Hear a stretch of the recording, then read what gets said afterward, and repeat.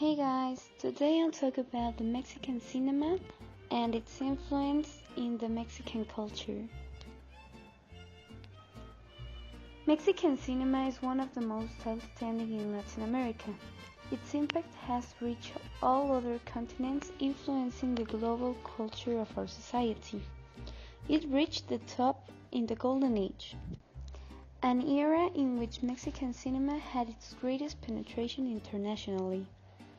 Being the largest film producer in Latin America, became a point of attraction for investors all around the world, thus becoming so important that nowadays the Mexican cinema is still seen and appreciated by all the audiences. Mexican cinema has a very important role in our culture.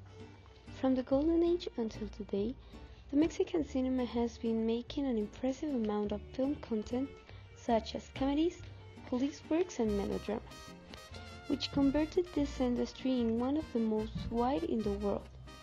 Mexicans adopted a new culture of cinema, where the situations, emotions and characters projected the realization of the everyday life. Although American cinema was the most popular at the time, Latin American viewers were not completely identified with the same nationality and culture. Instead, they prefer Mexican stories that approach their sensitivity, their way of being and their lifestyle. Through the cinema, the spectator can know what is Mexico by watching its culture, its landscapes, tourist attractions and its status as a leader in Latin America. From 1941 to 1945, during the Second World War, the film industry of the country was supported by the United States, which caused a remarkable growth in our cinematography industry.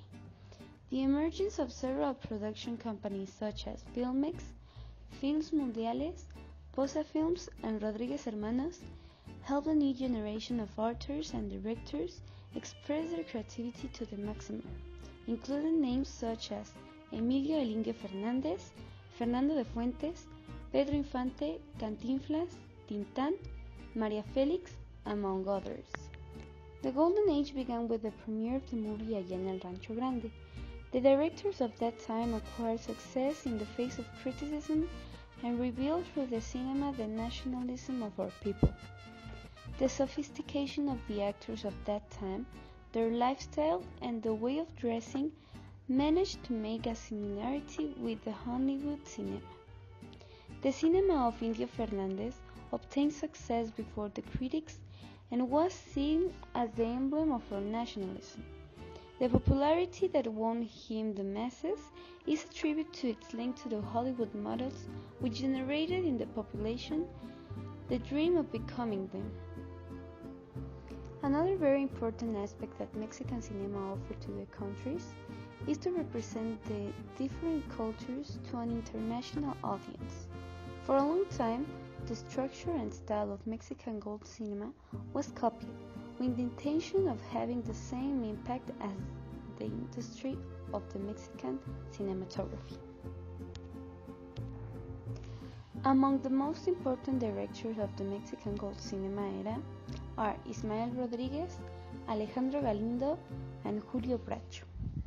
Ismael Rodriguez was one of the most important filmmakers for the Mexican people. Together with his brothers, he founded Films Rodriguez, a long and successful production company.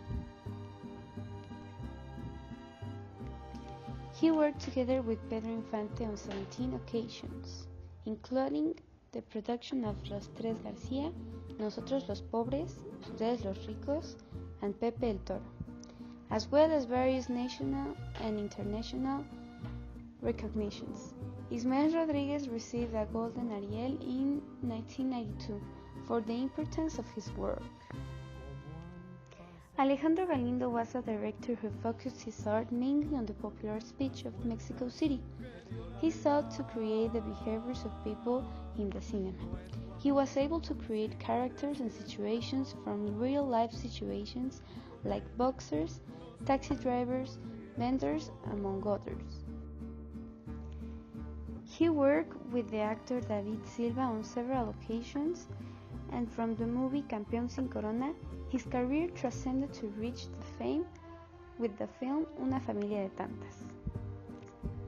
Julio Bracho was considered the most intelligent film director of the Golden Age, since many of his films are seen as the best of the time.